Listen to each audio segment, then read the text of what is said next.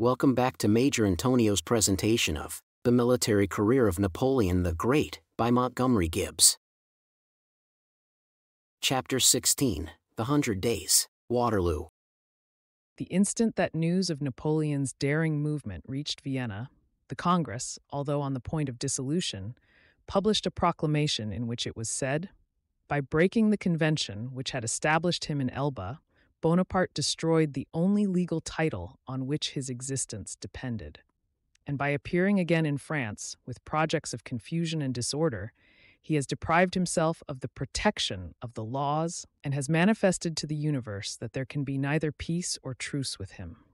The powers consequently declare that Napoleon Bonaparte has placed himself without the pale of civil and social relations, and that as an enemy and disturber of the tranquility of the world, he has rendered himself liable to public vengeance. All Europe was now prepared once more for war. A formal treaty was entered into by which the four great powers, England, Austria, Russia, and Prussia, bound themselves to maintain, each of them, at least 150,000 troops in arms until Napoleon should either be dethroned or reduced so low as no longer to endanger the peace of Europe. The other states of the continent were to be invited to join the alliance, furnishing contingents adequate to their respective resources. It was stipulated that in case England should not furnish all the men agreed upon, she would compensate by paying at the rate of $150 per annum for every cavalry soldier and $100 for every foot soldier under the full number. On the day following his return from Elba, Napoleon reviewed all the troops in Paris and addressed them in one of those stirring and eloquent speeches which had never failed to excite their enthusiasm. In beginning his address, he said, "Soldiers, I am returned to France with 1,200 men because I relied upon the love of the people and the remembrance of me with the veteran troops. I have not been deceived in my expectations. I thank you, soldiers. The glory of all that is achieved is due to the people and yourselves. My only merit consists in having justly appreciated you." Cries of "Vive l'Empereur!" filled the air and were redoubled when General Cambron entered at the head of the officers of the battalion of the Guard, which had accompanied him to and from Elba, and carrying the imperial eagles. On observing the ancient emblems, Napoleon exclaimed, "Behold the officers of the battalion who accompanied me in the hour of misfortune. They are all my friends. They are dear to my heart. Whenever I beheld them, they presented to my view the different regiments composing the army. For, in the number of these 600 brave men, there are individuals of every corps. In loving them, it is all of you, soldiers of the whole army, that I loved. They come to restore you those eagles. Let them prove to you the rallying point. Swear that they shall be found everywhere when the interests of the country shall require them, that the traitors and those who would subjugate our territory may never be able to support their view." "We swear," came the vociferous replies of the soldiers to the strains of the band playing, "Let us watch over the safety of the empire." Among the peals that rent the air, those of the working class were particularly audible, their incessant cries being couched in these terms: "The great contractor is returned. We shall now eat bread." Napoleon was hardly reseated on his throne ere he learned that he must, in all likelihood, defend himself against 225,000 Russians, 300,000 Austrians, 236,000 Prussians, an army of 150,000 men furnished by the minor states of Germany, 50,000 contributed by the government of the Netherlands, and 50,000 English, commanded by the Duke of Wellington. In all, 1,100,000 soldiers. From the moment he re-established himself in the Tuileries, he began that period of his government, which has been designated the 100 Days, in order to meet this gigantic confederation. Carnot became once more Minister of War and showed the same energy he had manifested during the Consulate. Napoleon had the nation with him at that moment, notwithstanding the proclamations of Louis XVIII, which had found their way into the capital, announced the speedy arrival of 1,000,000 foreign soldiers under the walls of Paris to replace him on his throne and drive away the usurper. The Duchess d'Angoulême was the last of the royal family who remained in France. She had thrown herself into Bordeaux, trusting to the friendly feeling of the mayor and citizens. She made strong efforts to maintain the Bourbon cause and behaved with so much spirit as to make Napoleon pass an eulogium on her as the only man of her family. But her efforts failed. The effective force of the army in France, when Napoleon landed at Caen, consisted of but about 93,000 men. The cavalry had been greatly reduced, and the disasters of 1812, 1813, and 1814 were still visible in the deficiency of military stores and arms, especially of artillery.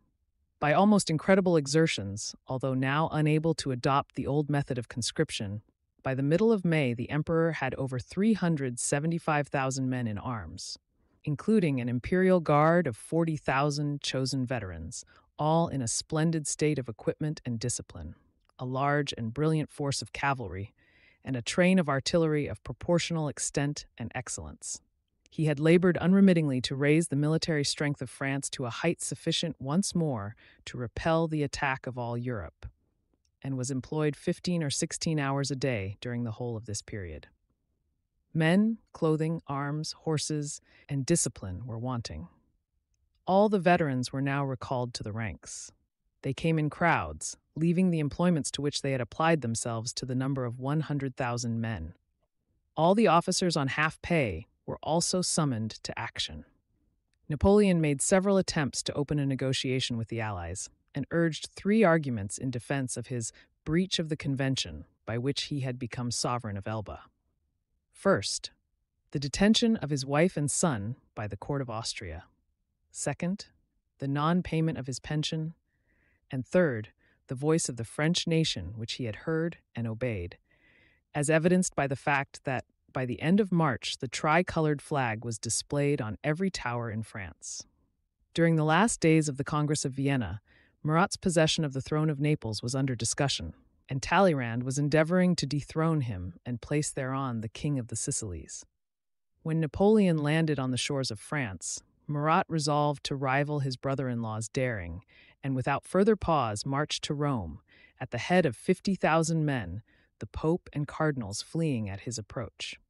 Murat then advanced into the north of Italy, inviting all true Italians to rally round him and assist in the erection of their country into one free and independent state, with himself at their head.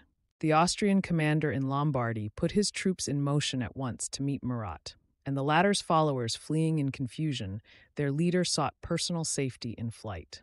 On quitting his wretched remnant of an army, he returned incognito to his capital on the evening of the 18th of May. As he embraced his queen, Napoleon's sister, he exclaimed with emotion, "All is lost, Caroline, except my own life, and that I have been unable to throw away." He departed in a fishing vessel, which landed him near Toulon about the end of May. Here he lingered for some time, entreating Napoleon to receive him at Paris, and being unsuccessful, after a series of extraordinary hardships, relanded on the coast of Naples after the King of the Two Sicilies had been re-established on that throne. Murat hoped to invite an insurrection and recover what he had lost, but was seized, tried, and executed, meeting his fate with heroic fortitude. To those who took his life, he said at the last moment, "Save my face, aim at my heart." At St. Helena, Napoleon often said that the fortune of the world might have been changed had there been a Murat to head the French cavalry at Waterloo. Austria was now concentrating all her Italian forces for the meditated reinvasion of France. The Spanish army began to muster towards the passes of the Pyrenees. The Russians, Swedes, and Danes were already advancing from the north, while the main armies of Austria, Bavaria, and the Rhenish princes were rapidly consolidating themselves along the Upper Rhine. Blücher was once more in command of the Prussians in the Netherlands, and Wellington, commanding-in-chief the British, Hanoverians, and Belgians, had also established his headquarters at Brussels by the end of May. It was very evident to Napoleon that the clouds were thickening fast, and he at once began preparations to defend himself ere his frontier had been crossed on all sides. Among other preparations, the emperor had now strongly fortified Paris and all the positions in advance of it on the Seine, the Marne, and the Aube, and among the passes of the Vosges hills. Lyons, also, had been guarded by very formidable outworks. Massena at Metz and Souchez on the Swiss frontier commanded divisions which the emperor judged sufficient to restrain Schwarzenberg for some time on the Upper Rhine. Should he drive them, in the fortresses behind, could hardly fail to detain him much longer. Meanwhile, Napoleon had resolved to himself attack the most alert of his enemies, the Prussians and the English, beyond the Sambre, while the Austrians were thus held in check on the Upper Rhine. And ere the armies of the north could debouch upon Mannheim, to cooperate by their right with Wellington and Blücher, and by their left with Schwarzenberg. On the 14th of May, previously appointed as the day of procession and solemn festival of the Federates, operatives and artisans of Paris, the emperor rode along their ranks, received their acclamations, and harangued them in his usual strain of eloquence. In the meantime, however, Fouché, Minister of Police, had already begun to hold traitorous communications with the Austrian government. In one instance, Napoleon had discovered this fact and had nearly caused him to be arrested, but he abstained apparently from apprehension of the Republican Party, amongst whom Fouché was a busy pretender. The ceremony of the Champ de Mai took place on the 1st of June in the open space facing the military school.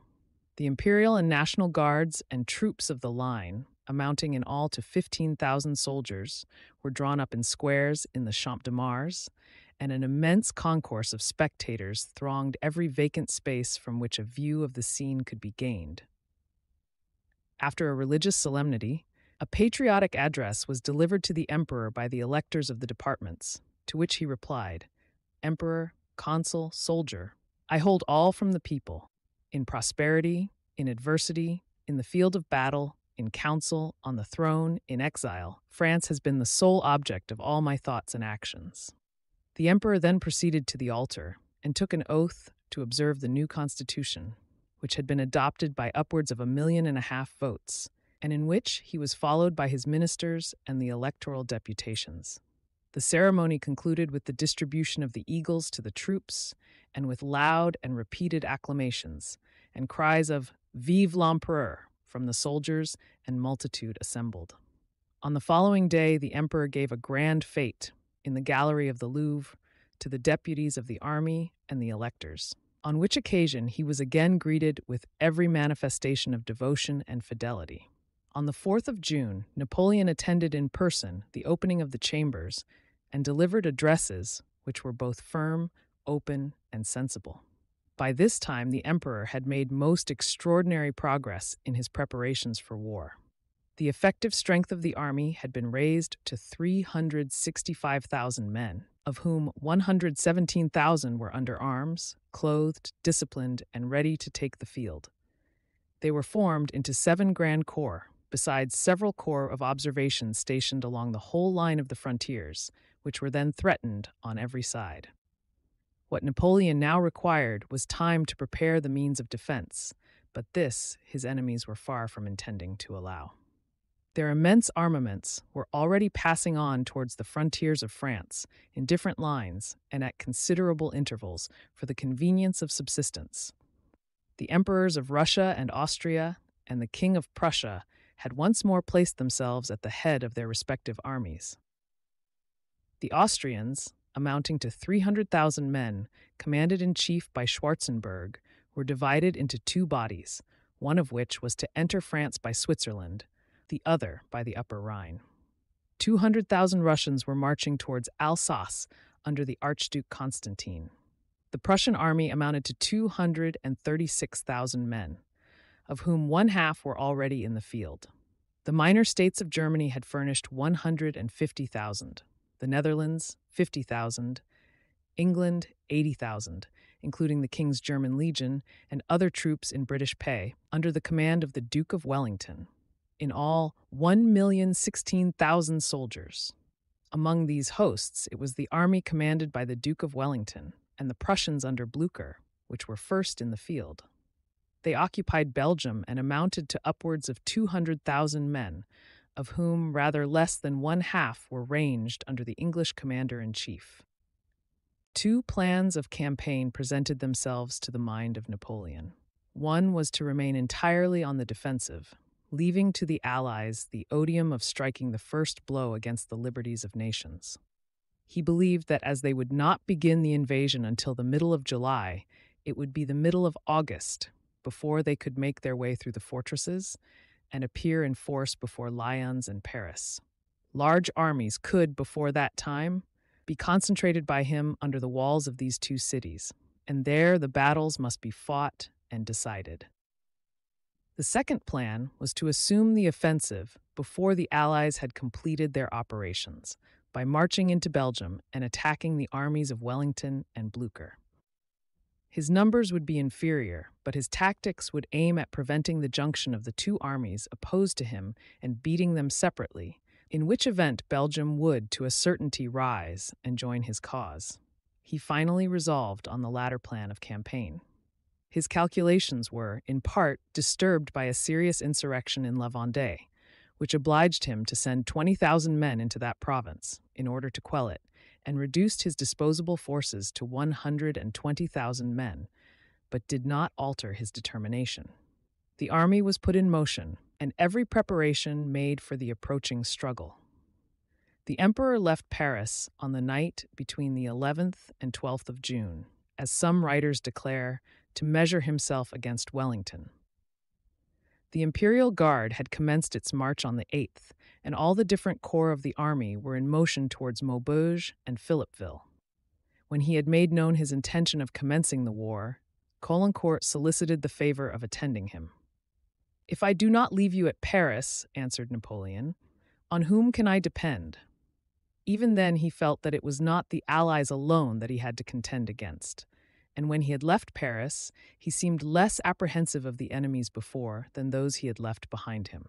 To Bertrand's wife he said, as he took her hand at departing, "Let us hope, Madame Bertrand, that we may not soon have to regret the island of Elba." Napoleon arrived at Vervins on the 12th of June and assembled and reviewed at Beaumont on the 14th, the whole of the army which had been prepared to act immediately under his own orders. They had been most carefully selected and formed, and it was perhaps the most perfect force, though far from the most numerous, with which he had ever taken the field. The returns showed that his army amounted to 122,400 men, with 350 pieces of cannon. These included 25,000 of his Imperial Guard, 25,000 cavalry in the highest condition, and artillery admirably served. "The whole army was superb and full of ardor," says Count Labedoyer, but the emperor, more a slave than could have been credited to recollections and old habits, committed the great fault of replacing his army under the command of its former chiefs, most of whom, notwithstanding their previous addresses to the king, did not cease to pray for the triumph of the imperial cause, yet were not disposed to serve it with that ardor and devotion demanded by imperious circumstances. They were no longer men full of youth and ambition, generously prodigal of their lives to acquire rank and fame, but veterans, weary of warfare, who, having attained the summit of promotion, and being enriched by the spoils of the enemy or the bounty of Napoleon, indulged no other wish than the peaceable enjoyment of their good fortune under the shade of those laurels they had so dearly acquired. The emperor reminded his soldiers, in a fiery proclamation issued on the 14th of June, that the day was the anniversary of the Battle of Marengo and of Friedland. Then, as after Austerlitz and Wagram, he said, "We were too generous. We gave credit to the protestations and oaths of the princes whom we suffered to remain on their thrones. Now, however, having coalesced among themselves, they aim at the independence and the most sacred rights of France. They have commenced the most unjust of aggressions. Are we no longer the same men? Fools that they are. A moment of prosperity blinds them. The oppression and the humiliation of the French people are out of their power. If they enter France, there will they find their tomb. Soldiers, we have forced marches to make, battles to wage, perils to encounter, but with constancy the victory will be ours. The rights, the honor of the country will be honored. For every Frenchman who has a heart, the moment has now arrived either to conquer or perish." The army of Blücher numbered at this time about 120,000 men. They communicated on their right with the left of the Anglo-Belgian army under Wellington, whose headquarters were at Brussels. Blücher's forces extended along the line of the Sambre and the Meuse, occupied Charleroi, Namur, Givet, and Liège. The Duke of Wellington's host amounted in all to 75,000 men. His first division occupied Enghien, Braine-le-Comte, and Nivelles, communicating with the Prussian right at Charleroi. The second division, Lord Hill's, was cantoned in Hall, Oudenarde, and Grammont, together with the greater part of the cavalry. The reserve, under Sir Thomas Picton, was quartered at Brussels and Ghent. The English and Prussian commanders had thus arranged their troops with the view of being able to support each other, wherever the French might hazard their assault. In the night between the 14th and 15th, scouts returned to the headquarters of the French, reporting that there was no movement among the invaders at Charleroi, Namur, or Brussels, thus verifying the emperor's belief that the plans for concealing the movements of his army during the last few days were successful. The Duke of Wellington, in a letter to Lord Bathurst on the 13th, declared his disbelief in the report that Napoleon had joined the army, and it was not until the afternoon of the 15th that he possessed any knowledge of the position and intentions of Napoleon. On that day, an officer of high rank arrived at Wellington's headquarters in Brussels with the intelligence of Napoleon's decisive operations. General Bourmont, a protégé of Ney, with Colonels Clouet and Villutreys, and 2 other officers, had gone over to the enemy with all the emperor's plans. Napoleon knew from Marshal Ney that Bourmont had shown some hesitation, and he had been backward in employing him. Bourmont, however, having given General Gérard his word of honor to serve the emperor faithfully, and the general in question, whom Napoleon valued highly, having answered for his integrity, the emperor consented to admit him into the service. He had covered himself with glory in 1814, and it was not to be expected that he would, in 1815, go over to the enemy on the eve of a battle. A drum major, who deserted from the French ranks some hours before General Bourmont and his 2 companions, was conducted under an escort to the headquarters of Blücher at Namur, where he gave the first intelligence of Napoleon's intended attack. This was confirmed by Bourmont, Clouet, and Villutreys, who added details with which the drum major could not possibly have been acquainted. Later on, in speaking of these traitors, Napoleon said, "Their names will be held in execration so long as the French people form a nation." This desertion increased the anxiety of the soldiers.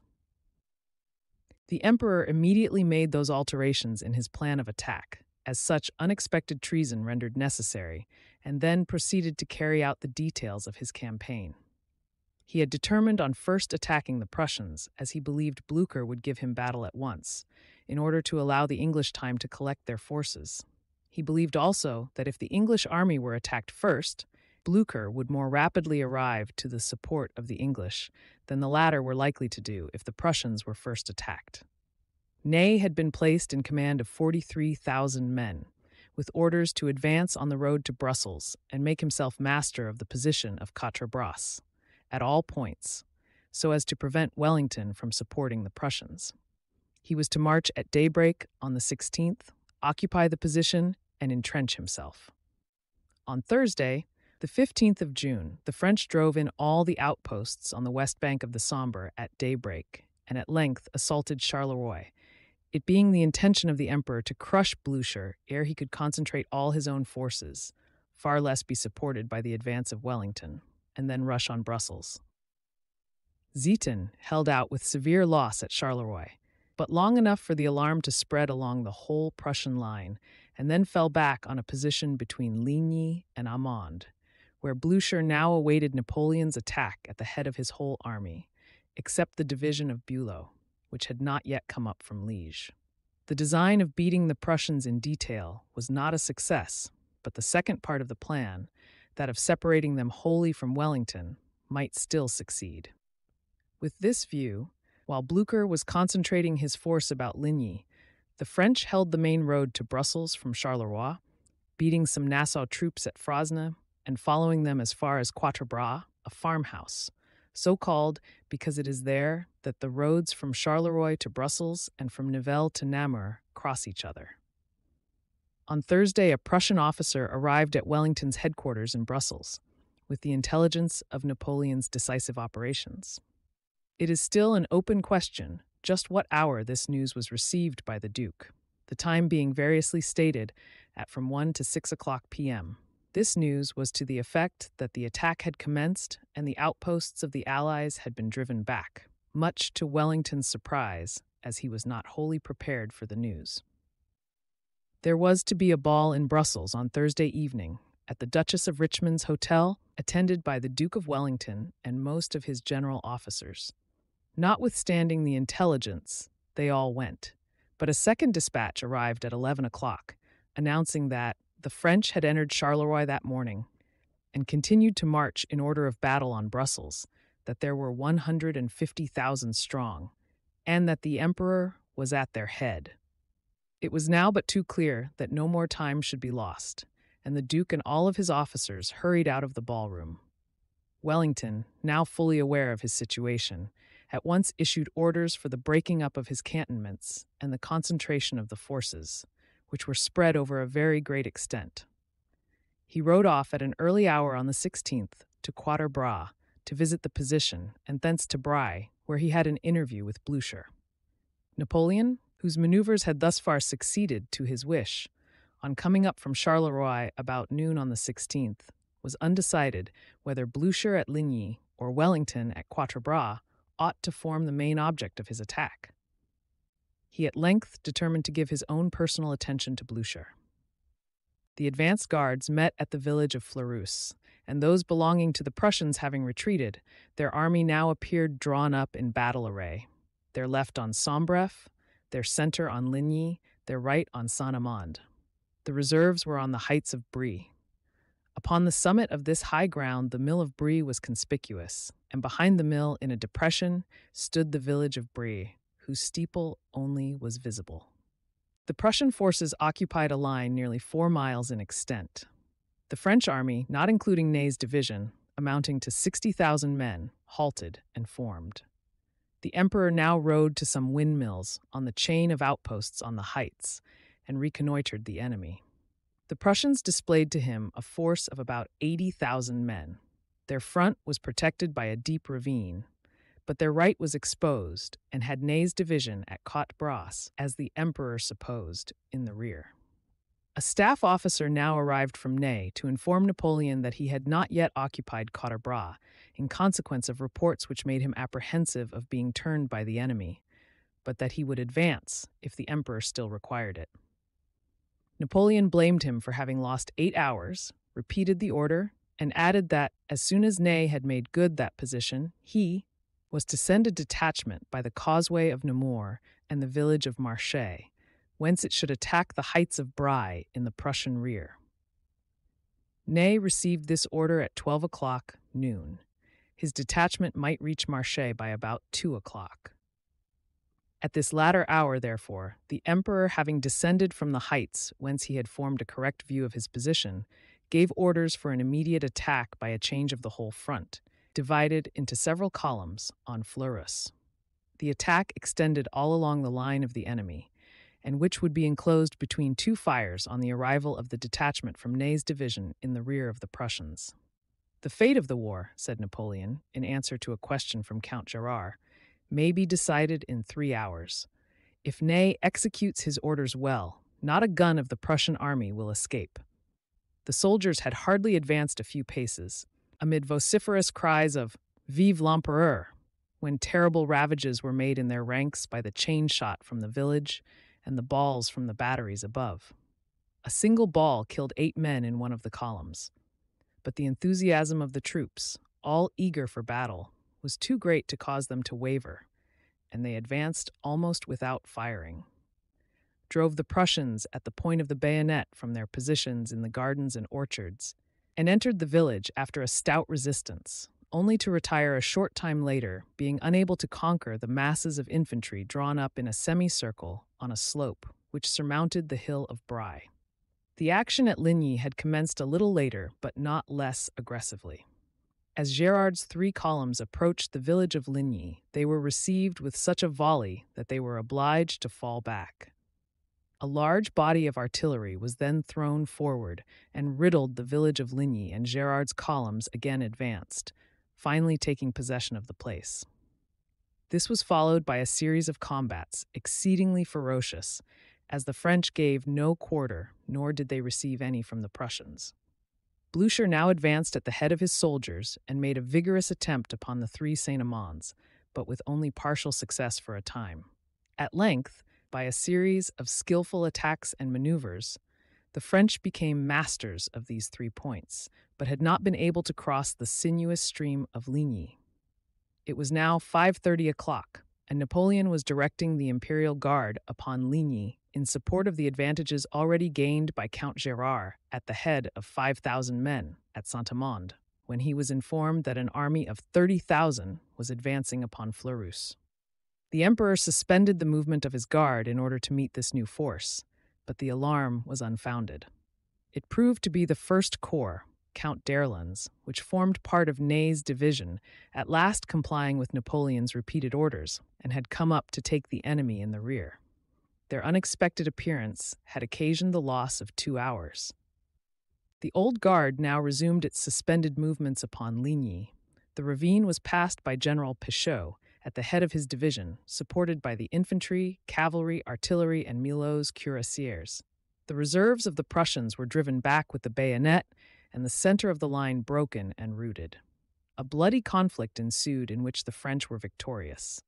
The slaughter among the Prussians was most remarkable.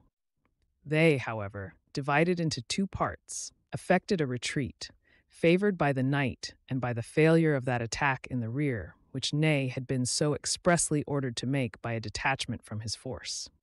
Their loss amounted to the prodigious number of 18,000 men, killed, wounded, or prisoners, 40 pieces of cannon, and 8 stands of colors, while the French loss was between 8,000 and 9,000.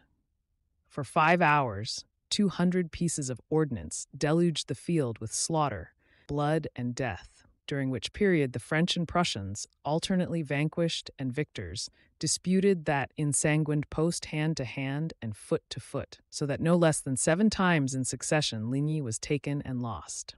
The emperor had repeatedly sent to Ney saying that the destiny of France rested in his hands, but the veteran marshal failed to appreciate the importance of the orders and did not act promptly. Many of the Prussian generals were killed or wounded, and Blücher himself was overthrown, man and horse, by a charge of cuirassiers, and galloped over by friends and foes. Night was coming on, and the marshal, who was much battered and bruised, effected his escape. He joined a body of his troops, directed the retreat upon Wavres, and continued to mask his movements so skillfully that Napoleon knew not until noon on the 17th what way he had taken. The total loss of the French amounted to no more than 9,000, killed or wounded, the extraordinary disproportion being occasioned by the more skillful disposition of the French troops, whereby all their shots took effect, while more than half of those of the enemy were wasted. On the same day as the Battle of Ligny, June 16th, was also fought the Battle of Quatre-Bras, and at about the same time, Ney, with 45,000 men, began an attack on the position of Wellington at Quatre-Bras. At this point, the French were posted among growing corn as high as the tallest man's shoulder, and which enabled them to draw up a strong body of cuirassiers close to the English, and yet entirely out of their view. The 49th and 42nd regiments of Highlanders were thus taken by surprise, and the latter would have been destroyed but for the coming up of the former. The 42nd, formed into a square, was repeatedly broken, and as often recovered, though with terrible loss of life, for out of 800 that went into action, only 96 privates and 4 officers remained unhurt. The pressing orders of Napoleon, not allowing the marshal time for reflection, and doubtless anxious to repair the precious time lost in which he might have taken possession of Quatre-Bras, he did not sufficiently reconnoiter, but entered into the contest without being wholly prepared. The first successful attack was soon suspended by the arrival of fresh reinforcements, led by the Duke of Wellington, and the shining bravery of the Scotch, Belgians, and the Prince of Orange suspended the success of the French. They were repulsed by a shower of bullets from the British infantry, added to a battery of 2 guns, which strewed the causeway with men and horses. Ney was desirous of making the First Corps, which he had left in the rear, advance, but Napoleon had dispatched positive orders to Count d'Erlon at the head of that body to join him, for which purpose the latter had commenced his march. Ney, when made acquainted with this fact, was stationed amidst a crossfire from the enemy's batteries. "Do you see those bullets?" cried the marshal, his brow clouded by despair. "Would that they would all pass through my body." And he instantly sent General Delcambre with all speed after Count d'Erlon, directing that whatsoever might have been his orders, although received from the emperor himself, he must return. This he did, but when he arrived in the evening, Ney, dispirited by the checks already received, and dissatisfied with himself and others, had discontinued the engagement. D'Erlon had spent the day in useless marches, his valor wasted by a fatality over which he had no control. Between 5 and 6 o'clock, General Delcambre had overtaken the First Corps on its march to Bry and brought it back towards Quatre Bras. Night found the English, after a severe and bloody day, in possession of Quatre Bras, the French being obliged to retreat. The gallant Duke of Brunswick, fighting in front of the line, fell almost in the beginning of the battle. The killed and wounded on the side of the French was 4,000, and the Allies' loss was nearly 6,000, in consequence of their having scarcely any artillery. As at Ligny, little quarter was either asked or given, there being much hatred between the French and Prussians. The French were next driven out from the Bois de Bossu by the Belgians, and the English divisions of Alten, Halket, Maitland, Cook, and Byng successively arrived. By neglecting to move the whole of his division upon Quatre Bras early in the morning, Ney failed to cut off the means of junction between the Prussian and English armies, and by not sending the detachment to attack the Prussians in the rear at Ligny, it now appears that the whole Prussian army was saved from being destroyed or made prisoners before it could receive the full support which had been promised by the Duke of Wellington. The latter intended to advance on Quatre Bras at 2 o'clock and debouch on Saint-Amand at 4 p.m. Ney, however, did an important act in checking the advance of 5 or 6 divisions of the main army during the rest of the day while the Battle of Ligny was decided, and in this repaired, in a measure, his various faults committed on the 16th. The French bivouacked, on the night of the 16th, on the battlefield of Ligny, with the exception of Grouchy's division, which encamped at Sombref. The Duke of Wellington passed the night at Quatre Bras, his army gradually joining him till the morning of the 17th, when they amounted to 50,000 men.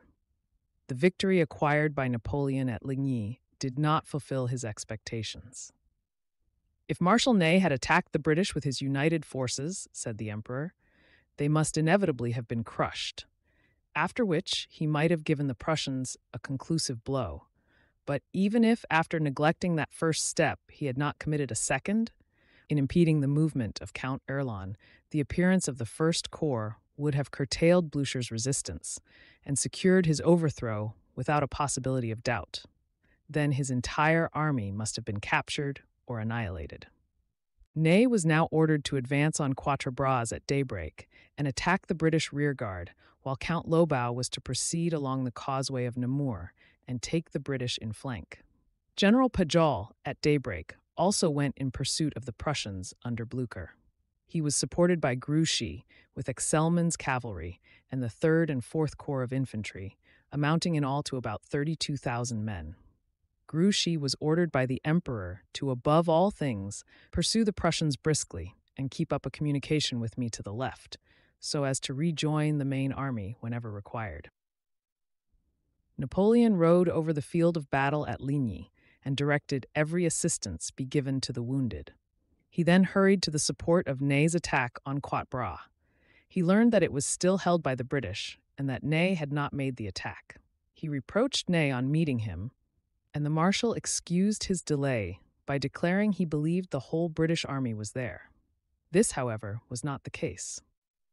The Duke of Wellington, who intended a junction with the Prussians at Quatre Bras, but had been frustrated by their disastrous defeat at Ligny, now ordered a retreat on Brussels, leaving the Earl of Uxbridge with his cavalry as a rearguard. Napoleon directed Count Lobau's division to advance, and the British cavalry then began to retire in battle array. The French army moved forward in pursuit, the emperor leading the way. The weather was extremely bad, the rain falling in torrents, so that the roads were scarcely passable. The attack of cavalry on the British rearguard was, therefore, impracticable, but they were much discomfited by the French artillery. About 6 o'clock, the air became extremely foggy, so that all further attack was relinquished for the night. But not until the emperor had ascertained that the whole English army was encamped on the field of Waterloo in front of the forest of Soignes. Napoleon, having ascertained the retreat of Blücher on Wavres and committed the pursuit of him to Marshal Grouchy, believed that the latter was close to the same place, as he ought to have been, but was not. At 10 o'clock on the night of the 17th, the emperor dispatched an officer to Wavres to inform Grouchy that there would be a great battle next day, that the English and Belgian armies were posted on the field of Waterloo, its left supported by the village of La Haye, and ordered him to detach 7,000 men of all arms and 6 pieces of cannon before daybreak to Saint-Lambert, to be near to the right of the French army and cooperate with it. That as soon as Blücher evacuated Wavres, either towards Brussels or in any other direction, he should instantly march with the rest of his force and support the detachment sent to Saint-Lambert. About an hour after this dispatch was sent off, the emperor received a report from Grouchy, dated from Gembloux at 5 o'clock, stating that he was still at this village and had not learned what direction Blücher had taken. At 4 o'clock in the morning, a second officer was sent to Grouchy to repeat the communication, and the orders which had been sent to Wavres at 10 o'clock. Another dispatch soon after arrived from Grouchy, who had not at that time been found by either of the officers sent by the emperor, to state that he had learned that Blücher was in Wavres and would follow him in the morning. The emperor was now convinced that he had not an hour to spare. He saw the possibility of the Duke's retreat with Blücher through the forest, their subsequent junction, while the great armies of Russia and Austria were about to cross the Rhine and advance on Paris. He now regretted more than ever that he had been unable to attack the English army before the night had intervened, and determined to follow and attack it now, if it commenced a retreat. It was not until 6 o'clock on the 17th of June that the advance guard of the French army arrived on the plains of Waterloo, a delay being occasioned by unfortunate occurrences upon the road. Otherwise, the forces would have gained the spot by 3 o'clock in the day. The circumstance appeared to disconcert the emperor extremely, who, pointing to the sun, exclaimed with much emphasis, "What would I not give to be this day possessed of the power of Joshua and enabled to retard thy march for 2 hours?" The Duke of Wellington, on being made aware of Blücher's march on Wavre, and in adherence to the common plan of campaign, had given orders for falling back from Quatre-Bras. He had before now been heard to say that if it ever were his business to defend Brussels, he would choose to give battle on the field of Waterloo in advance of the forest of Soignes, and he now retired thither, in the confidence of being joined there in the morning by Blücher. The English at last reached the destined field, over roads covered with deep mud, and in the face of considerable rain. The troops, although somewhat discouraged by the command to retreat, were enthusiastic when they heard of their leader's purpose, and having taken up their allotted stations, bivouacked for the night, assured of a battle on the morrow, the 18th of June. Arrangements having been effected early in the evening, Wellington now, it appears, according to Lockhart, although the statement is not fully substantiated, rode across the country to Blücher to inform him personally that he had thus far effected the plan agreed on, and to express his hope to be supported on the morrow by 2 Prussian divisions. Blücher replied that he would reserve a single corps to hold Grouchy at bay as well as they could, and march himself with the rest of his army upon Waterloo. Wellington then returned to his post. The crossroads at Mont Saint-Jean were in an almost impassable condition, and the rain continued to fall in torrents. Wellington was before the village of Mont Saint-Jean, about 1.5 miles in advance of the small town of Waterloo, on a rising ground, having a gentle and regular declivity before it. Beyond this, a plain of about 1 mile in breadth. and then the opposite heights of La Belle Alliance, on which the French were expected to form their line.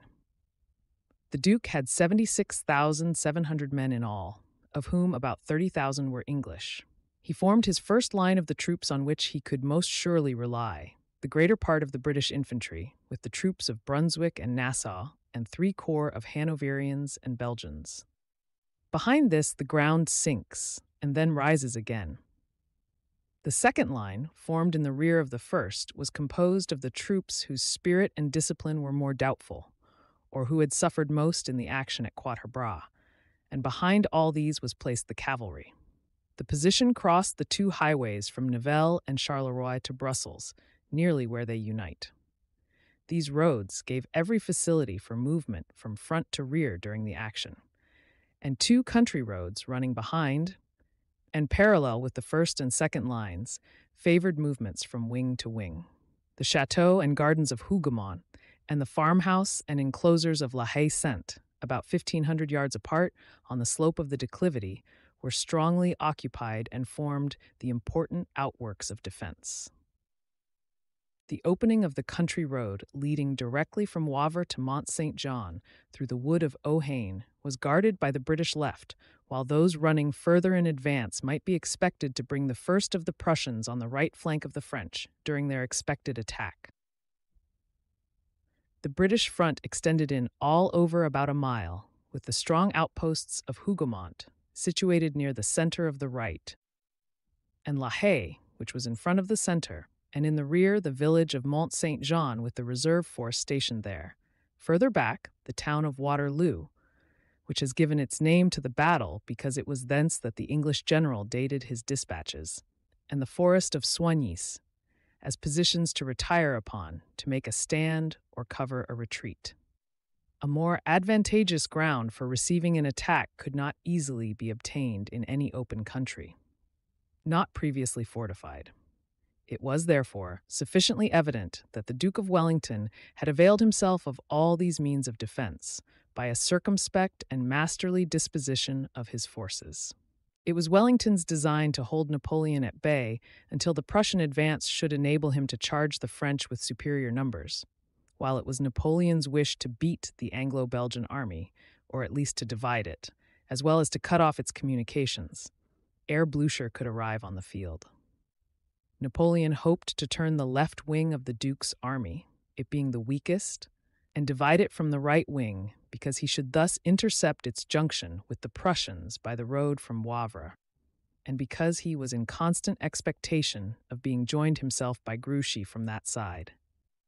Having effected this separation of the wings and made a vigorous attack on both wings to distract the attention, it was his design to fall suddenly on the center, break it, and rout all its component parts in detail. The Duke considered it his business to defeat, if possible, all these attempts, not to venture a general attack in return, but to hold his defensive position in the most cautious and determined manner until the arrival of Blücher. The Emperor had in the field 72,000 men, all French veterans, each of whom was, as he declared, worth 1 Englishman and 2 Prussians, Dutch or Belgians. Napoleon's forces, however, unlike those of Wellington's, had been on the march all through the tempestuous darkness. Many of them had not had sufficient food, and the greater part of them did not reach the heights of La Belle Alliance until the morning of the 18th was considerably advanced. The Duke's followers had by that time had refreshment and some hours of repose. At 1 o'clock in the morning, the Emperor, having issued the necessary orders for the battle during the earlier part of the night, went out on foot, accompanied by his Grand Marshal, and visited the whole line of the main guards. The forest of Soignies, occupied by the British, appeared as one continued blaze, while the horizon between that spot and the farms of La Belle Alliance and La Haye-Sainte was brightened by the fires of numerous bivouacs, the most profound silence reigning. Some time later, the rain began to fall in torrents. Napoleon feared more than anything else that Wellington would continue his retreat on Brussels and Antwerp, thus deferring the great battle until the Russians should approach the valley of the Rhine. The night of June 17th to 18th, often called the Vigil of Waterloo, was solemn dark and without unusual incident during the early hours. Several officers sent to reconnoiter, and others who returned to headquarters at 3:30, announced that the British had made no movement. At 4 o'clock, the scouts brought in a peasant who had served as a guide to a brigade of English cavalry which had proceeded to secure a position on the left at the village of Ohain. 2 Belgian deserters, who had just quitted their regiments, also reported that their army was preparing for a battle, and that no retrograde movement had taken place, that Belgium prayed for the success of the emperor, as the English and Prussians were alike unpopular. The French troops bivouacked amidst deep mud, and the officers thought it impossible to give battle on the following day, the ground being so moistened that artillery and cavalry could not possibly maneuver, while it would require 12 hours of fine weather to dry the soil. On reaching the eminence of La Belle Alliance at sunrise, and beholding the enemy drawn up on the opposite side and in battle array, the emperor exclaimed, with evident joy, "At last, then, I have these English in my grasp." And yet, at this time, his exertions had been most phenomenal, and he was far from being in the physical condition necessary for such a contest as he had every reason to expect. He had been 18 hours in the saddle on June 15th, and had slept but 3 hours before the Battle of Ligny. On the 16th, he was again for 18 hours on horseback. On the 17th, he rose at 5 in the morning, and that night was almost continually astir. The emperor's breakfast was served at 8 o'clock, and many officers of distinction were present. "The enemy's army," said Napoleon, "is superior to ours by nearly a fourth. There are, nevertheless, 90 chances in our favor to 10 against us." The emperor now mounted his horse and rode forward to reconnoiter the English lines, after which he remained thoughtful for a few moments, and then dictated the order of battle. It was written down by 2 generals seated on the ground, after which 2 aides-de-camp promptly distributed it among the different corps. The army moved forward in 11 columns, and as they descended from the heights of La Belle Alliance, the trumpets played "To the Field," and the bands alternately struck up airs which recalled the memories of many victories. The French line of battle was formed in front of Planchenoit, having the heights of La Belle Alliance in the rear of its center. The forces were drawn up in 6 lines on each side of the causeway of Charleroi. The first and second lines were of infantry, having the light cavalry at each of its wings, so as to unite them with the 6 lines of the main force. The artillery was placed in the intervals between the brigades. All the troops were in their stations by about 10:30 o'clock. Amidst this mass of men, there was an almost painful silence, until the emperor rode through the ranks, when he was received with the utmost enthusiasm. Then, giving his last orders, he galloped to the heights of Rossomme, which commanded a complete view of both armies below, with a considerable range on each side beyond. While Napoleon's design for making his grand attack from the center on La Haye-Sainte, which was directly in front of the enemy's center, was preparing, he gave orders for the commencement of the battle. The grand attack on the center of the Anglo-Belgian army was to be made by Marshal Ney. The Marshal had sent word to Napoleon that everything was ready, and he only awaited the order to begin. Before giving it, Napoleon looked over the field of battle and the surrounding country, the last he was ever to contest. He then perceived a dark mass at a distance in the direction of Saint-Lambert, where he had ordered Grouchy to send a detachment. The glasses of all the officers were instantly turned towards the object. Some thought it only a mass of dark trees. To remove all doubts, the emperor dispatched General Daumont with a body of 3,000 light cavalry to form a junction with them if they were the troops of Grouchy, or to keep them in check if they were hostile. Through a Prussian hussar, who was brought in a prisoner, it was learned that the dark mass was the advanced guard of Bülow, who was coming up with 30,000 fresh men, that Blücher was at Wavres with his army, and that Grouchy had not appeared there. A messenger was immediately dispatched to Marshal Grouchy to march on Saint-Lambert without a moment's delay and take Bülow's division in the rear. It was believed that Grouchy must be near at hand, whether he had received the various orders sent him or not, as he himself had sent word that he should leave Gembloux in the morning. and from this place to Wavre's was only 3 leagues' distance. Napoleon had a high opinion of Grouchy and his punctuality, he being an officer of great experience, but the emperor was in a state of great suspense on account of his failure to hear from him. He now ordered Count Lobau to follow and support the cavalry of Daumont and to take up a strong position where, with 10,000 men, he might keep 30,000 in check. Also, to redouble the attack directly, he found that Grouchy had arrived on the rear of the Prussians. Napoleon thus early found himself deprived of the services of 10,000 men on this grand field of battle. These events caused some change in his first plans, being deprived of the men whom he was thus obliged to send against General Bülow.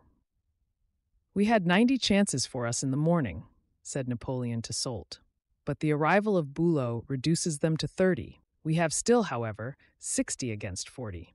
And if Grouchy repairs the horrible fault he has committed by amusing himself at Gembloux, victory will therefore be more decisive, for the corps of Bülow must in that case be entirely lost." It was now 11:30 o'clock, and the emperor at once turned his attention to the main attack and sent word to Ney to begin his movement. Instantly 120 pieces of artillery were unmasked. Then the French opened their fire of musketry on the advanced post of Hougomont, and Jerome Bonaparte, under cover of its fire, charged impetuously on the Nassau troops in the wood about the house. They were driven before the French, but a party of English guards instantly unmasked 40 pieces of cannon and maintained themselves in the chateau and garden, despite the desperate character of many repeated assaults. Jerome, masking the post thus resolutely held, pushed on his cavalry and artillery against Wellington's right. The English formed in squares to receive them and defied all their efforts. For some time both parties opposed each other here, without either gaining or losing a foot of ground. At length the English forced back the French, and the garrison of Hougomont was relieved and strengthened. There was great loss on the side of the British, owing to the suddenness of the attack, and the fixed position and dense array of the squares. The loss of the French was also considerable, and as the squares remained unbroken, no apparent advantage was gained by the assault. The French, being again repelled, a communication was reopened with Hougomont, and the small body of English guards defending the chateau received a reinforcement under Colonel Hepburn. The garrison of Hougomont now made a combined charge, and after a furious struggle, in which the utmost valor, both individual and collective, was displayed on either side, drove back the French once more out of the wood, and recovered the position. The French in their turn rallied, returned with renewed vigor, and the English were now dislodged and driven out with great slaughter. They rallied in turn and immediately returned, and again they recovered the position. The French charged again, but the martial spirit of the English guards was now wrought up to the highest pitch, and all the attempts of the assailants to dislodge them proved unavailing. This contest lasted through the greater part of the day. The killed and wounded on both sides during the struggle for this single outpost has been estimated at upwards of 4,000. The emperor, calmly observing the whole from the heights, praised the valor of the English guards highly. He now ordered Hougomont to be attacked by a battery of howitzers and shells. The roofs and barns then took fire, and the remnant of the English guards remaining were obliged to retreat before the flames over the mingled heaps of dead and dying bodies of their comrades and assailants. The first onslaught of the French made a series of dreadful gaps along the whole of the enemy's left, and one of its divisions was completely swept away. The gaps were quickly filled by fresh men, however, as a column of French began to advance. Before it could be supported, a grand charge of English cavalry was made, which broke the column of French infantry, routed it, and took 2 eagles and several pieces of cannon. While the English were wheeling off triumphantly, they were met by a brigade of Milhaud's cuirassiers. A desperate conflict ensued at sword's length, the combat lasting much beyond the usual time, the result of a meeting of 2 bodies of cavalry being generally determined in a few minutes. A quartermaster of the Lancers, named Urban, rushed into the thickest of the fight and took prisoner the brave Ponsonby, commander of the 1,200 Scotch dragoons, called the Scotch Greys from the color of their horses. The Scotch sought to free their general, but Urban struck him dead at his feet. He was then attacked by several dragoons, but instantly rushing at the holder of the standard of the 45th, he unhorsed him with a blow of his lance, killed him with a second, seized the colors, killed another of the Scotch who pursued him close, and then, covered with blood, returned to his colonel with the trophy which had but a short time before been captured from Marcognet's division. Desperate charges of infantry and cavalry now followed in rapid succession, the immediate object of the French being the occupation of the outpost of the Anglo-Belgian army at the farm of La Haye-Sainte, and thence to push on to the farm of Mont-Saint-Jean. Some of the Scotch regiments made a gallant defense, but were overpowered. The 5th and 6th English divisions were nearly destroyed, and General Picton, who commanded the English left, was laid dead on the field. The French eventually carried La Haye-Sainte. A body of their infantry pushed forward beyond the farm and overwhelmed and scattered several regiments, but were charged in their turn by 2 brigades of English foot and heavy cavalry and routed. In consequence of this, the farm of La Haye-Sainte was vigorously assaulted by the English, and with the assistance of cannon and shells was recovered. This important post was taken and retaken several times, with an energy that never relaxed on either side. An error in tactics of which Ney and Derlin had been guilty had left 4 or 5 columns of French infantry at the mercy of the enemy's cavalry, and cost them 3,000 men in dead, wounded, and prisoners. The English had lost part of their dragoons, part of Kempt and Pack's cavalry, and Generals Picton and Ponsonby, all amounting to about the same number as the French had lost. But the English had maintained their position, and the whole operation was to be recommenced under the disadvantage of having foiled in the first attempt. The French were still masters of a part of La Haye-Sainte farm, and were rallying again on the side of the valley which lay between them and the English. Napoleon joined them, and walked in front of their ranks, midst bullets rebounding from one line to another, and howitzers resounding in the air. General Devaux, commander of the artillery of the guard, being killed at his side. During these assaults on the center of the British line, the French cuirassiers had advanced to the charge in the face of a terrific fire from the artillery in front of the British infantry. The infantry awaited it, formed in a double line of squares, placed checkerwise, so that the sides of each square could fire a volley on the advancing cavalry, and protected in front by a battery of 30 field pieces. The French cuirassiers rode up to the very mouths of the cannon, charged the artillerymen, drove them from their guns, and then rode fiercely on the squares behind. These remained steadfast, withholding their fire until the French were within a few yards of their bayonets, and then opened on them with deadly effect. The cavalry was all but broken, then rallied and renewed their charge. This they did several times, and always with the same result. Sometimes they even rode between the squares and charged those of the second line. As the cuirassiers retired, the artillerymen rushed from behind the squares, formed 4 deep, manned their guns, and fired grape shot with terrible effect on the retreating body of gallant but ineffective cavalry. At length, protracted exposure to such a murderous fire completed the ruin of these fearless cavaliers, the far greater part being annihilated in this part of the battle. When the relics of the cuirassiers at last withdrew, the French cannonade opened up furiously once more all along the line. It was vigorously returned, but the effect was far more devastating amidst the British ranks than in those of their assailants. The English were then commanded by Wellington to lie flat on the ground for some space in order to diminish its effects. The Duke had by this time lost 10,000 men, and Napoleon possibly a few more.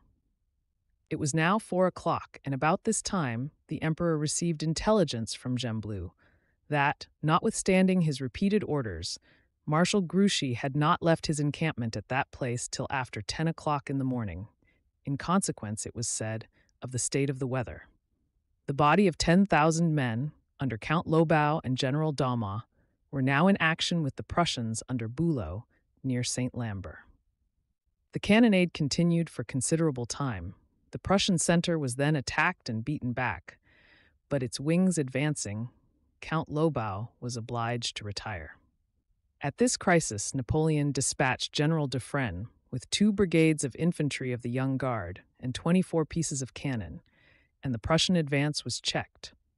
They still endeavored to outflank the French right, when several battalions of the Old Guard, with 16 pieces of cannon, were sent forward. The Prussian line was then outflanked and Bülow driven back. At about 5 o'clock, Count Erlon had taken possession of the village of Terre-la-Haye, outflanking the English left and Bülow's right. It appears that Count Milhaud's cuirassiers, which Ney had so often led against the enemy, and who were behind d'Erlon, and the chasseurs of the guard, supported by an incessant fire from the infantry of General Lefebvre, Desnuits, dashed across the plain beyond the farm of La Haye-Sainte. The advance of 8 regiments and 4 brigades of their formidable horsemen created a great sensation, as it was believed the final moment was come. As General Milhaud passed before Lefebvre de Net, he grasped his hand and said, "I am going to charge. Support me."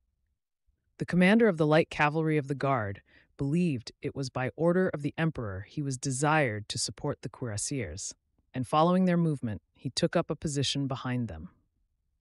It was Ney's belief, as he had said to Drouot, that were he allowed to act, he could, unaided, with such a body of noble cavalry at his disposal, now put an end to the English army. A fierce struggle ensued, in which Ney had some advantage over the English, but not what had been expected. He now hastened towards Lefebvre de Netz, made a signal to advance, and precipitated him on the Duke of Wellington's English and German cavalry. This charge allowed the somewhat disorganized cuirassiers time to form again, and they, with the chasseurs and lancers, fell again upon the English cavalry. Thousands of hand-to-hand conflicts now were in progress, ending in the enemy retreating behind the squares of the English infantry, thus stopping the onward progress of the French horsemen. Ney had 2 horses killed under him, but he was still determined to fulfill his vow to break the English lines. Observing now, on the other side of the plateau, 3,000 cuirassiers and 2,000 mounted grenadiers of the guard that had not been yet engaged, the marshal asked that they be given him to complete the victory. About 6 o'clock there was disorder in a great part of the Duke of Wellington's army. The ranks were thinned by the number killed, by those carried off wounded, and by desertions. Soldiers of various nations, Belgian, Hanoverian, and English, crowded to the rear, and fled in a panic from this dreadful action. A number of our own dismounted dragoons, says Captain Pringle, together with a portion of our infantry, were glad to escape from the field. These thronged the road leading to Brussels, in a manner that none but an eyewitness could have believed. Cries of victory now resounded from the French over different parts of the field. Napoleon, on hearing this, observed, "It is an hour too soon, but we must support what is done." He then sent an order for a grand charge of 3,000 cuirassiers under Kellerman on the left, and who were to move forward briskly and support the cavalry on the low grounds. A distant cannonade was now heard in the direction of Wavres. It announced the approach of Grouchy or Blücher. At 12:30 o'clock, Grouchy was midway between Gembloux and Wavres.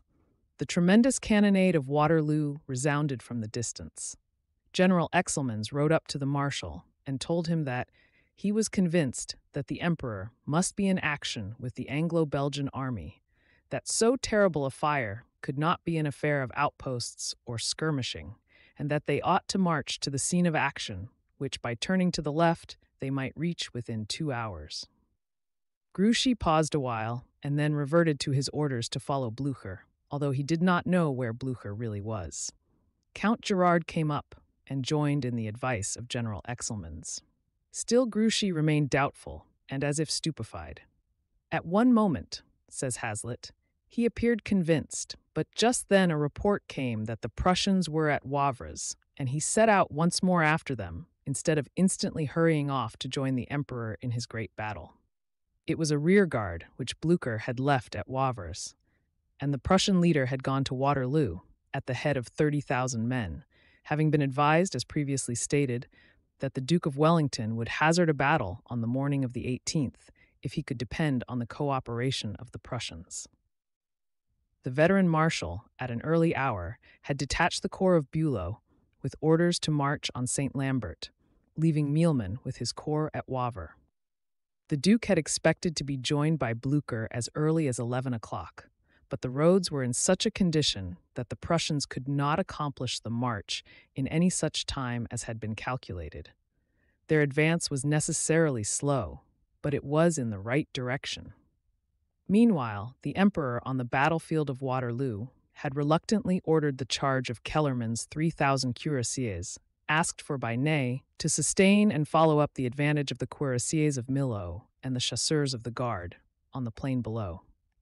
The Marshals' contest had been carefully watched by Napoleon, who declared at once that Ney was too impatient and had begun an hour too soon.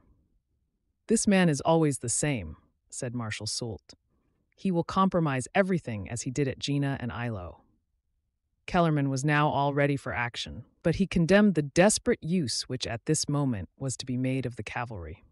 Distrusting the result, he kept back one of his brigades, the Carbineers, and most unwillingly sent the remainder to Ney, whom he accused of foolish zeal.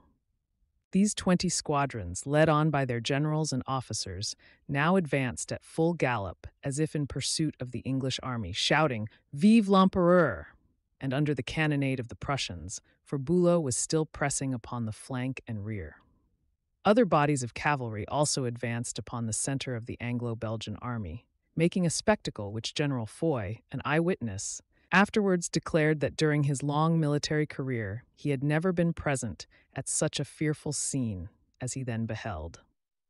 While Napoleon was watching their several charges, General Guyot's division of heavy cavalry was seen following the cuirassiers of Kellermann. This latter movement was without the Emperor's orders, and seems to have been the result of ungovernable excitement on the part of the officers and men, who thought they could finish the battle by a coup de main. The Emperor instantly sent Count Bertrand to recall them, but it was too late. The cavalry, once started, nothing could arrest its rush. They were in action before the order could reach them. And to recall them now would have been dangerous, even if possible. This division was the reserve, and ought by all means to have been held back. Thus was the Emperor deprived of his reserve of cavalry as early as 5 o'clock. It is said that during the preparation of this grand charge of 12,000 French cavalry, the finest in the world, the Duke of Wellington ran forward with his glass in front of the lines, amidst the hot fire which preceded the charge. He was reminded that he was exposing himself too much. "Yes," said the Duke, "I know I am, but I must see what they are doing." To an officer who asked for instructions in case he should be slain, he answered, "I have no instructions to give. There is only one thing to be done, to fight to the last man and the last moment." Some years later, the Duke said, "I have never seen anything more admirable in war than those 10 or 12 reiterated charges of the French cuirassiers upon our troops of all arms." It was obvious to the English commander, as he viewed this splendid spectacle, that unless this last and decisive onset should drive him from the post which he had continued to hold during nearly 7 hours of intermitting battle, his allies would come fully into the field and give him a vast superiority of numbers, wherewith to close the work of the day. The Duke now decided to sacrifice the remainder of his cavalry, and he moved them forward to meet the shock of the advancing foe. The matchless body of French cavalry continued to dash forward towards the hostile lines in successive masses, and with all the triumphant fury of a charge upon a retreating enemy. Breaking through many squares of infantry, overthrowing the opposing cavalry, and overwhelming the artillery in front of the lines, they were received by the squares of British infantry, first with a volley of musket balls, and then upon the immovable array of bristling bayonets. Men and horses, struggling in the agonies of violent death, bestrewed the ground. In his extremity, Wellington determined on employing Cumberland's 1,000 hussars, who had not yet been engaged, but at sight of this scene of slaughter, the hussars fell back in disorder. The resistance of the Duke was most stubborn, but Ney still hoped to destroy the English army at the point of the sword by keeping up a continued charge. Having been reinforced by the heavy cavalry of the Guard, whose advance had been made apparently without orders. Meanwhile, Ney, seeing Kellermann's carbineers in reserve, hastened to where they were, asked what they were doing, and then, despite Kellerman's resistance, led them to the front, where they succeeded in making fresh breaches in the British infantry, but were unable to get beyond the second line. For the 11th time, Ney led on his 10,000 horse to the attack. The cuirassiers wheeled about, reformed, and again charged with tremendous energy, and a valor that set at contemptuous defiance the tempest of grape shot and balls of the artillery and musketry which opposed their advance. Men rolled off, and horses fell plunging. Even pistols were discharged in their faces, and swords thrust over their bayonets in vain. The British infantry, though shaken for a moment again, closed their ranks, fell into line, and continued to fire. About this time, Ney was heard to say to General d'Erlon, "Be sure, my friend, that for you and me, if we do not die here under the English balls, nothing remains but to fall miserably under those of the émigrés." To his artillery, a few moments before he had said, "It is here, my friends, that the fate of our country is about to be decided. It is here that we must conquer in order to secure our independence." The emperor, who was now suffering great bodily pain, scarcely able to sit upon his horse, and falling at times into a sort of lethargy, was much moved by this spectacle. He had never before commanded in person against the English soldiery, but he knew them now when it was too late. He observed their wonderful self-command and unflinching courage and praised it, but it was his ruin. Again and again did the brilliant cavalry of the French rush forward to the charge with redoubled fury. They frequently passed between the squares of the first line amidst their united crossfire from front and rear, and charged the squares of the second line, whose fire they also received, but no general effect was produced. No real advantage gained beyond an occasional breaking of the squares in both lines, particularly the second. The baffled cuirassiers were always obliged to retire, receiving the terrible crossfire of the squares as they passed between them, and followed by a volley of musketry, and often by the grape shot of the artillery. 4,000 of the French cavalry now strewed the ground, while 10,000 English, horse and foot, had laid down their lives. Many were the deeds of individual gallantry performed by officers and men on both sides, among cavalry and infantry all over the field. During the conflict, Colonel Hames hastened to Napoleon to ask for the infantry of which Ney was in need. "Infantry!" cried the emperor with considerable irritation. "Where does he suppose I can get them? Does he expect me to make them? You can see the task before me, and you see what troops I have." When the emperor's irritation had somewhat subsided, he sent another message to Ney, more hopeful than the former. He made Colonel Hames tell the marshal that if he were in a difficult position at Mont Saint Jean, he was himself in still greater difficulties on the banks of the Lasen, where he was opposed by the entire Prussian army. But when he had repelled, or even checked them, he, with the guard, would hasten to complete the conquest of the English. Until then, the plateau was to be held at any cost for an hour, when he might reckon on reinforcements.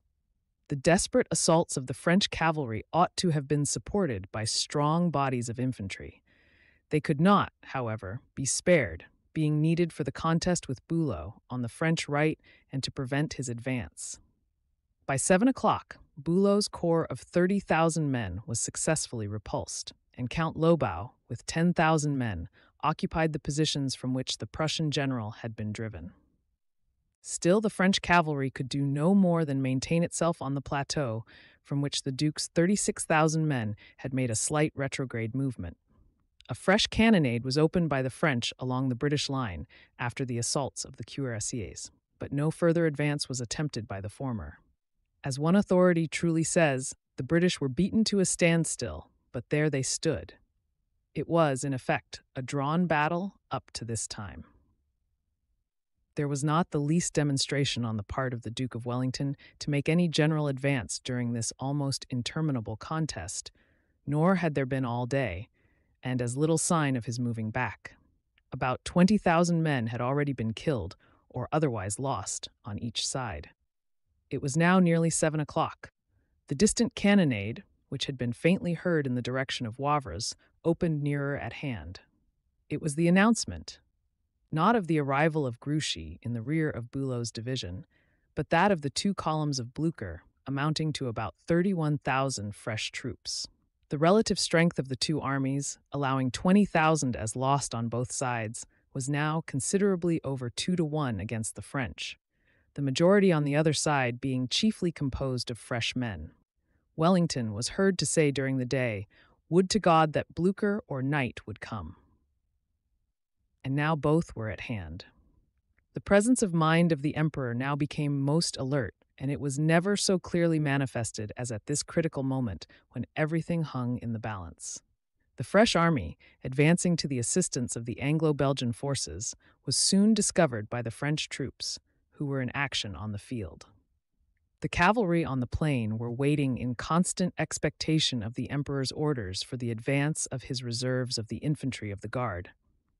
They were not alarmed when they saw the communication finally effected between Bülow and the English, but when they perceived the approach of the dense columns of Blücher, they were confounded, and several regiments began to fall back. Napoleon now sent his aides-de-camp along the whole line to announce the arrival of succor, and that Blücher's advance was only a retreat before Grouchy, who was pressing on his rear. It was a clever ruse, and warranted by the situation in which he now found himself, as it momentarily revived the spirits of the weary troops to a wonderful degree. At the head of 4 battalions of the infantry of the Guard, the Emperor now advanced on the left in front of La Haye-Sainte. He ordered General Reille to concentrate the whole of his corps near Hougoumont and make an attack. He then sent General Friant to support the cavalry on the plain with 4 battalions of the Middle Guard.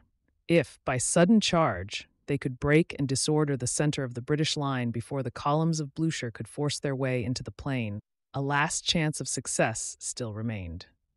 Blücher was hurrying on to La Haye. There was not a moment to lose. The attack was made, the infantry drove back all that opposed them, and repeated charges of the French cavalry disordered the hostile ranks. Presently, some battalions of the Old Guard came up.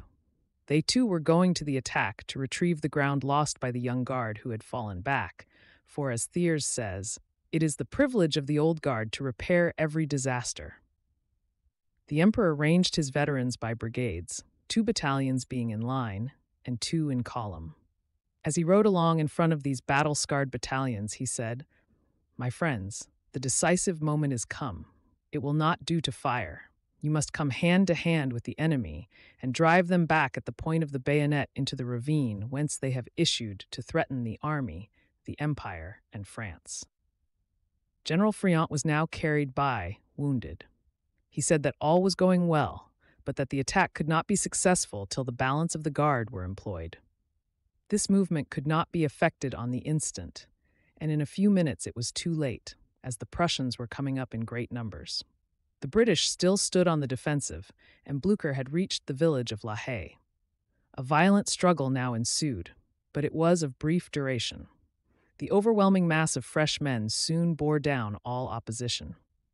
The Duke of Wellington now prepared, for the first time during the day, to advance his entire line. He was aware that the decisive moment was at hand, and that his safety, as well as that of his gallant men, depended on this last effort. A panic soon seized some of the French soldiers, exhausted and maddened by the terrible strain they had undergone during the day, and at the sudden appearance before them of the dark mass of fresh assailants, the cry of "Sauve qui peut," every man for himself, was raised. The disorder soon became general, and the men fled as the columns of Prussians poured into the plain. Napoleon instantly changed the front of the guard so as to throw its left on La Haye-Sainte and its right on La Belle Alliance. He then met the fugitives and led them back to their post. They at once faced the Prussians, whom they immediately charged. The fresh brigade of the English cavalry from Ohain arrived at this crisis and forced their way between General Reille's corps and the Guard to their utter separation. The Emperor now ordered his 4 reserve squadrons to charge the fresh brigade of English cavalry, but their attack met with no success. As he was leading the 4 battalions destined to their place of attack on the Charleroi road, he met Ney, who was greatly excited, and who declared that the cavalry would certainly give way if a large reinforcement of infantry did not immediately arrive. Napoleon gave him the battalions he was bringing up and promised to send 6 more. The ranks of the French were now in general confusion all over the field. Napoleon had barely time to gallop into one of the squares of the guard, which still maintained its position. Ney, Jerome, Soult, Bertrand, Drouot, Corbineau, Duflot, Labédoyère, Gourgaud, and others drew their swords, became soldiers again, and followed close to their chief's heels. They entered the square of the last battalion of reserve, the illustrious and unfortunate remains of the granite column of the fields of Marengo, who had remained unshaken amidst the tumultuous waves of the army. The old grenadiers, incapable of fear for themselves, were alarmed at the danger threatening the emperor, and appealed to him to withdraw. "Retire," said one of them. "You see that death shuns you." The emperor resisted and commanded them to fire. The 4 battalions of the guard and the cavalry, which had so long held the plains below in opposition to the whole Anglo-Belgian army, were being rapidly depleted. Wellington had ordered Maitland's guards to fire on them at short range as they moved forward for the last time. The sudden shock did not cause the advancing soldiers to stop, but closing their ranks, they continued to push on. They were soon beaten, however, by overwhelming numbers of cavalry, both English and Prussian, and were at last compelled to retire, that they might not be cut off from the center of the army, while the enemy continued to advance, preceded by their artillery, which poured forth a most destructive fire. But one last effort to stem the torrent still remained. If the British center could be broken and their advance checked, some favorable chance was just possible. The emperor therefore ordered the advance of the reserve infantry of the Imperial Guard, the flower of his army. He exhorted them by a hasty personal appeal and confided the direction of their efforts to the bravest of the brave, who had had 5 horses killed under him and who now advanced on foot, sword in hand. The 2,900 heroic stalwarts moved forward in 2 columns, headed by Ney, and supported by a heavy fire of artillery, while 4 battalions of the Old Guard, formed into squares, took post in their rear as a reserve and to protect the march of the columns. Either wing of the English had by this time advanced in consequence of the repulses of the French, and their line now presented a concave. They were formed in an unbroken array, 4 deep, and as the French advanced, poured on them a shower which never intermitted, each man firing as often as he could reload. Wellington gave the order to advance in the familiar and brusque terms of "Up, guards, and at them!" The English wings kept moving on all the while, and when the heads of the French columns, who continued to advance till within 40 or 50 yards, approached to this point, they were met with such a storm of musketry in front, and on either flank, that they in vain endeavored to deploy into line for the attack, under a terrific and unremitting fire.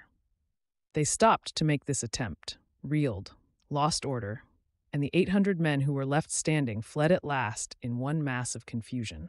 The Duke of Wellington now dismounted, placed himself at the head of his line, and led his men against the remaining numbers of 4 battalions of the Old Guard, the only unbroken troops remaining behind, while Ney was striving to rally his fugitives. His cocked hat was gone, and his clothes were literally riddled with bullets, though he himself remained untouched. The intrepid Marshal, at Wellington's approach, took part once more in the melee, sword in hand and on foot. But nothing could withstand the impetuous assault of the victorious British. Napoleon, who had watched this last terrible contest from the heights of La Belle Alliance, suddenly exclaimed, "They are mingled together. All is lost for the present." And accompanied by but 3 or 4 officers, he gave the signal for retreat and hurried to the left of Planchenoit, to a second position where he had placed a regiment of the Guard with 2 batteries in reserve. The 4 battalions of the Old Guard under General Cambron still remained to protect the retreat of the French army.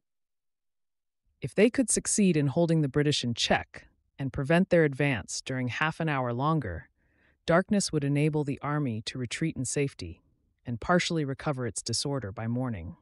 The Old Guard formed in square, flanked by a few pieces of artillery and by a brigade of Red Lancers. The Duke of Wellington, says Captain Pringle, now ordered his whole line to advance and attack their position.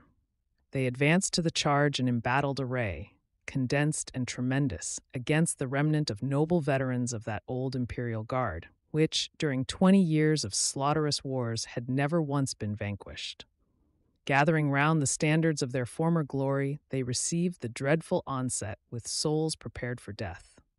Nothing could now withstand the vigor of the attack of the British soldiers, who thus had an opportunity to relieve their breasts of the heavy burden they had borne all day when compelled, for hours, to stand the fierce attacks of the French, being frequently driven back and never making an advance. The Old Guard, as was to be expected, were beaten down, slaughtered. Their general, Cambronne, was called upon to surrender by some British officers who seemed to revolt at the uneven contest. The only reply made by him was, not the generally believed, but inaccurate declaration recorded by some historians, "The Old Guard dies, but does not surrender," but was a single word of military jargon frequently used by French soldiers. Almost immediately afterwards, he fell from his horse, cut down by a fragment of a shell striking him on the head. But he would not allow his men to leave their ranks to bear him away. Once more these heroes, now reduced to but 150 men, are commanded to surrender. "We will not yield," they answer back, and discharging their muskets for the last time, rush on the cavalry and with their bayonets kill many men and horses, and then sink to the earth exhausted or in death. The Old Guard was destroyed, not defeated. The advancing British troops rode over their prostrate bodies piled in ghastly heaps, a monument to their valor and heroism, even in death. Ney, bareheaded, his clothes hanging in shreds, and with his broken sword in his hand, seeing a handful of his followers still remaining, ran forward to lead them against a Prussian column that was pursuing them. As the fearless marshal threw himself once more into the fray, he exclaimed, "Come, my friends, come see how a marshal of France can die." But his time had not come. He was not destined to die upon the battlefield. His small band was soon overpowered, and scarcely 200 escaped death. Roulier, who commanded the battalion, broke the flagstaff, hid the eagle beneath his coat, and followed Ney, who had been unhorsed for the 5th time, but who was still unwounded. Under cover of the darkness, they made their escape. The emperor attempted to protect the retreat and rally the fugitives, but it was now fast growing dark. The soldiers could not see him, or they might have rallied, while many believed the report that he had been killed. "He is wounded," said some. "He is dead," cried others. Nothing could be heard above the uproar and hideous confusion that everywhere prevailed. The Prussian cavalry, supported by some battalions of infantry, and the whole of Bülow's corps, now advanced by the right of Planchenoit. In a few minutes, the emperor was almost surrounded by hostile forces. He had formed the regiment into a square and was still lingering when Marshal Soult seized the bridle of his horse, exclaimed that he would not be killed but taken prisoner, and pulling him away, the emperor at last yielded to his destiny. Behind him on the battlefield lay 60,000 French, English, and Prussians, dead or wounded. The Battle of Waterloo was lost, and this hitherto almost invincible warrior was obliged to gallop across the fields in the dark amidst the whistling of the Prussian bullets and detachments of their cavalry, which were scouring the field in all directions. Napoleon was so fatigued on the road to Genappe that he would no doubt have fallen from his horse, had he not been supported by General Gourgaud and 2 other persons, who remained his only attendants for some time. Wellington and Blücher met about 10 o'clock at the farmhouse of La Belle Alliance, and after congratulating each other on the success of the day, the Prussian commander, whose men were still fresh, eagerly undertook to continue the pursuit during the night, while the English general halted to rest his weary men and care for the dead and wounded. The English loss on this eventful day was 100 officers slain and 500 wounded, very many mortally. The Duke, who was himself exposed to great danger throughout the day, and 1 other person were the only 2 among his numerous staff who escaped unhurt. The enemy, according to their own accounts, lost over 30,000 men, including Hanoverians, Belgian troops of Nassau, Brunswick, etc. Those of the English army alone amounted to 22,800, to which are to be added 8,000 to 10,000 Prussians. Of the 72,000 men whom Napoleon headed in this, his 85th pitched battle and greatest defeat, not more than 30,000 were ever again collected in arms. The remainder were either killed or wounded on the battlefield, or deserted and fled separately to their homes, or were murdered by the Prussians who followed hard on the miserable and defenseless fugitives, cutting down all they overtook without resistance or mercy. Several French officers blew out their brains to escape their brutality, and some of the veterans of the Imperial Guard, who lay wounded upon the battlefield, killed themselves when they heard the emperor had lost the battle, in order that they might not fall into the hands of the enemy, or through remorse at the downfall of their chief. Napoleon made a brief halt at Genappe at about 11 o'clock at night, but all his attempts to rally the frantic masses were in vain. He then continued his course towards Quatre-Bras, where he dismounted at a bivouac at about 1 o'clock in the morning. At Philippeville, he received news of Grouchy's movements and sent him word of the loss of Mont-Saint-Jean, Waterloo. At this point, he caused orders to be dispatched to Generals Rapp, Lecourbe, and Lamarck to proceed by forced marches to Paris and to commanders of fortified towns to defend themselves to the last extremity.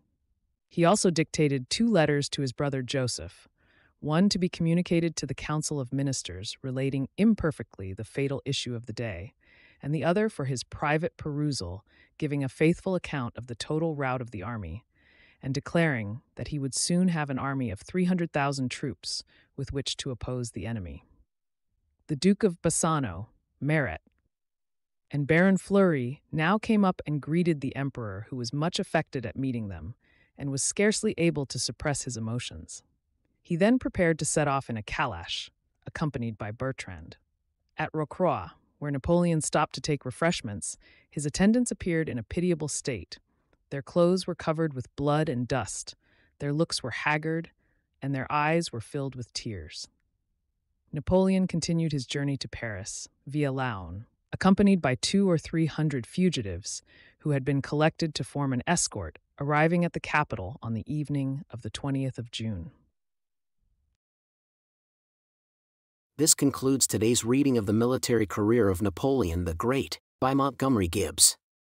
Join us also next week for the subsequent part. Subscribe to Major Intonio's channel. Thank you for listening, and so long.